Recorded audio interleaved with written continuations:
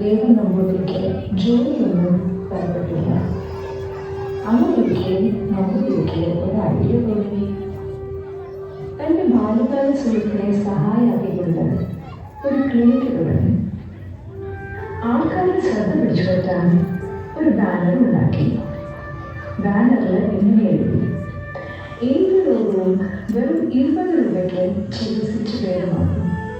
അഥവാ സാധിച്ചില്ലെങ്കിൽ 100 രൂപ തിരിച്ചു നൽകും. ഈ ബാനർ നോക്കിയിട്ട് ഏകദേശം 20 ദിവസങ്ങൾ കടന്നുപോയി.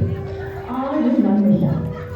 പിന്നെ ഒരു ദിവസം ഈ ബാനർ നമ്മുടെ ഹാജിയാർക്ക് കണ്ടിട്ടു. കൂടുതലൊന്നും ചിന്തിക്കാതെ ഇസ്മായിൽ ഹാജിയാർ തീരുമാനിച്ചു, എങ്ങനെയും ഈ വൈദ്യരുടെ കയ്യിൽ നിന്ന് 100 രൂപ കൈക്കലാക്കണം. പിന്നീട് എന്ത് സംഭവിച്ചെന്ന് നമുക്ക് നോക്കാം. ആരോ വരുന്നുണ്ട്. നമ്മൾ സമയം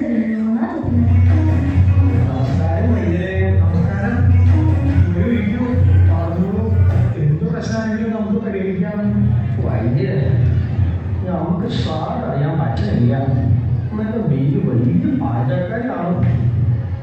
ബാക്കിയെങ്കിൽ 2 ദിവസമായി വെച്ചൊന്നും അറിയാൻ കഴിയുന്നില്ല.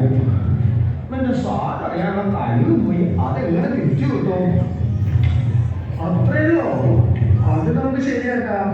നാരായണ, നാരായണ, ആ 21-ാം കുപ്പിയിലെ മരുന്ന് ഒരു 2 തുള്ളി ഇദ്ദേഹത്തിന്റെ നാവിൽ വെച്ച് കൊടുക്കൂ.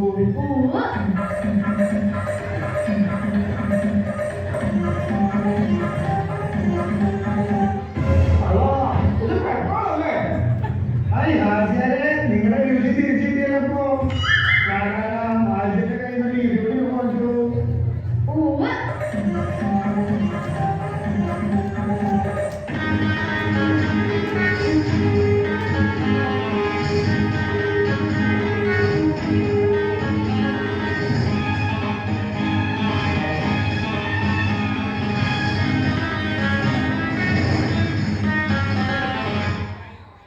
ദിവസങ്ങൾക്ക് ശേഷം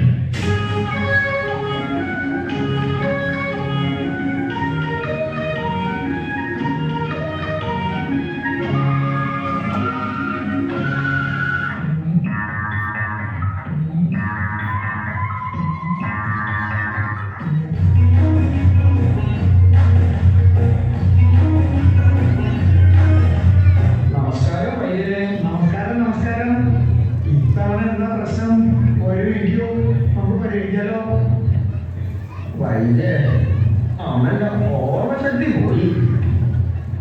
നമുക്ക് ഒന്നും ഓർമ്മ കിട്ടണില്ല. ഇവിടുത്തെ ബോർഡ് കണ്ടു, ഏത് രോഗവും നിങ്ങൾ ഭേദമാക്കുന്നു. എന്റെ ഓർമ്മ എങ്ങനെ തിരിച്ചു കിട്ടും? ഞാനൊന്ന് നോക്കട്ടെ, ശരിയാക്കാം. നാരായണ, എന്തോ ആ 21-ാം കുപ്പിയിലെ മരുന്ന് ഒരു 2 തുള്ളി ഇദ്ദേഹത്തിന്റെ നാവിൽ വെച്ച് കൊടുക്കൂ. വേണ്ട വേണ്ട, അത് പഴയ പെട്രോൾ തന്നെയല്ലേ. ആചാരെ വീണ്ടും ശരിയായില്ല. നിങ്ങളുടെ ഓർമ്മ തിരിച്ചു കിട്ടി. എന്നാ നാരായണ, ആചാര്യന്റെ കയ്യിൽ നിന്ന് ഒരു 20 കൂടി വാങ്ങിച്ചോളൂ.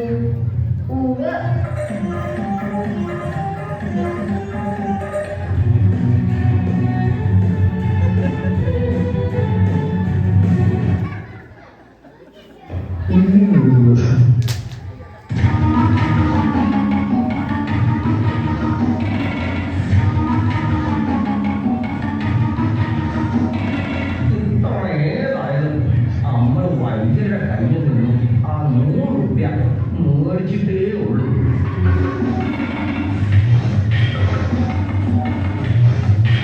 നമസ്കാരം വൈദ്യരെ. അല്ല, ഇതാരാ? നമസ്കാരം നമസ്കാരം വൈദ്യരെ. എന്താ ഇപ്പൊ പ്രശ്നം? വൈദ്യരെ, നമ്മുടെ കണ്ണിന്റെ കാഴ്ച പോയി. നമുക്കൊന്നും കാണാൻ കഴിയില്ല. ശരിക്കും അതിന് മാത്രം എന്റെ കയ്യിൽ പരിഹാരമില്ല. എന്തോ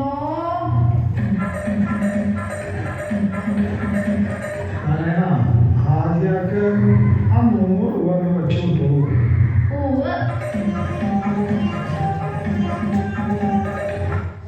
അല്ല,